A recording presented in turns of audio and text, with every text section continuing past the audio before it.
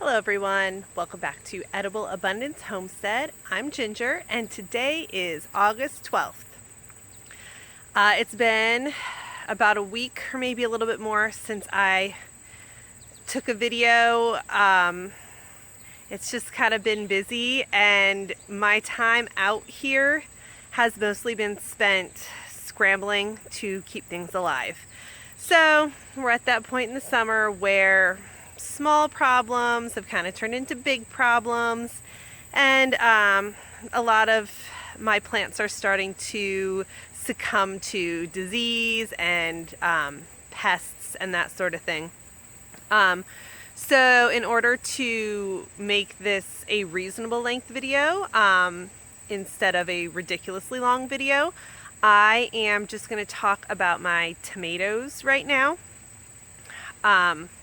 So maybe a week ago, I noticed my tomato plants were starting to look a little sick, a lot more leaves were looking bad, a lot of spots, especially down near the ground. Now, I haven't done a great job keeping up with pruning them, so I put a lot of time into really cutting away a lot of the dead and diseased portions of the plants.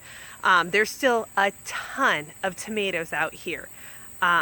And actually, I harvested pretty heavily maybe 3 days ago, and I need to go through and do another very heavy harvest. I did a batch of tomato sauce, and I've been pulling, if I come out here and I really go at it and dig around and take all of them, I can harvest almost a gallon of cherry tomatoes a day right now.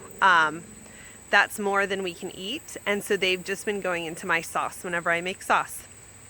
But anyway, so that was about a week ago. Things are starting to, head downhill. Clearly getting sick, needing more attention.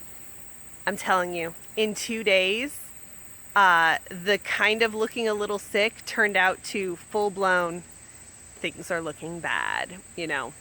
Tomato time is definitely winding down here. So I'm standing in front of this plant that looks kind of particularly bad. Now, part of the problem is, there's several problems. I did not keep up with pruning as well as I should have.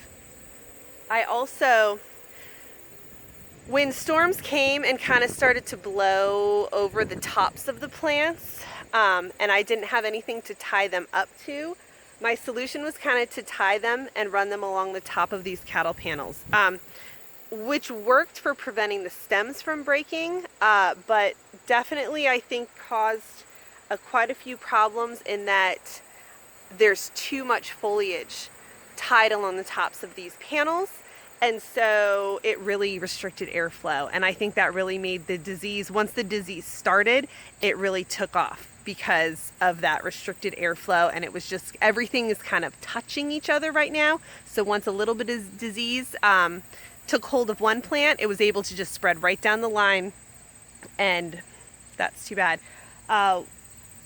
For next year, in addition to hopefully spending more time out here pruning, we'll see how it goes.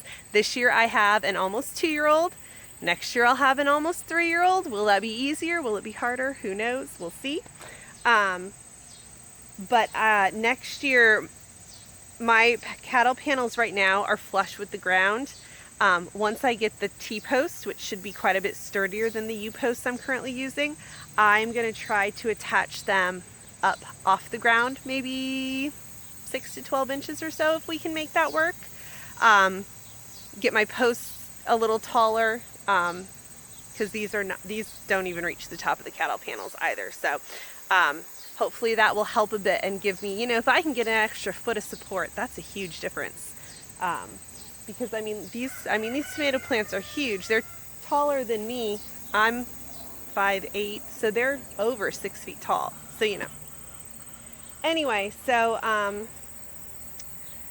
still kind of fighting the disease and stuff. I will come through here and I will clip off, things like this that are just done.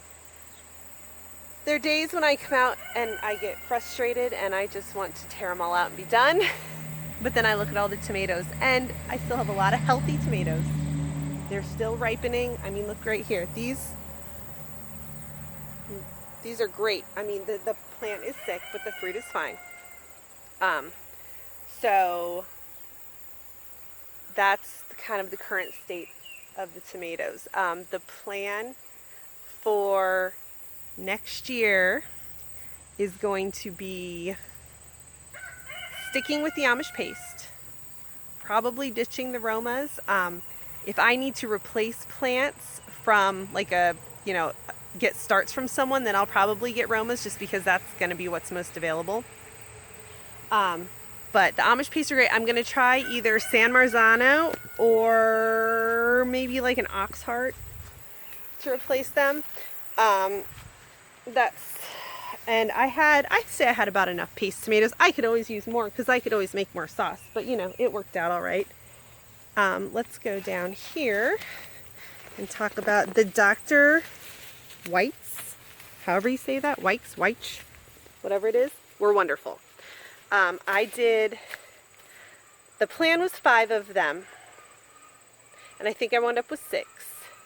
I did 2, this is the slicing tomatoes. I did 2 of those Nature's Riddle, and I ended up with 2. Well, I think I did 3 and I ended up with 2, but anyway, I probably had too many slicers.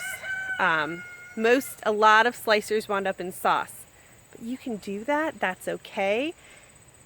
And I'd like to say, oh, I'll cut it back and just do 5 slicers, but then I get afraid that what if something doesn't go well and I regret not having more slicers, because I can always throw the extra slicers into sauce. So we'll see what happens. 8 slicer plants was definitely more than we needed. So maybe we'll try to go with 6 next year or something. We'll see. But anyway, the yellow, the Dr. Wikes, Witchies, however you say it, was awesome. And the Nature's Riddle was awesome. So definitely a few of each of those.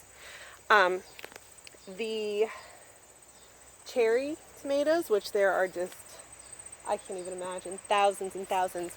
I did 3 of them, and then I want to say I added in like 2 more after that. That's too much for us. I was happy with the blueberry. I was happy with the blue goldberry. I'm trying to save seeds from a blue goldberry since that was a mistake. That was like a mixed up seed. What I would like to do next year is do a blueberry, a blue goldberry. I want to try, what's it called? It's like Chardonnay something or other that supposedly has a much thinner skin. I'd like to try one of those. We'll see. And then again, I wound up with a currant tomato called Candyland from as a start from my neighbor's greenhouse. That one was great. That was fun. They're like the teeniest little tomatoes ever. So I might do one of those too, but it's a lot of cherry tomatoes.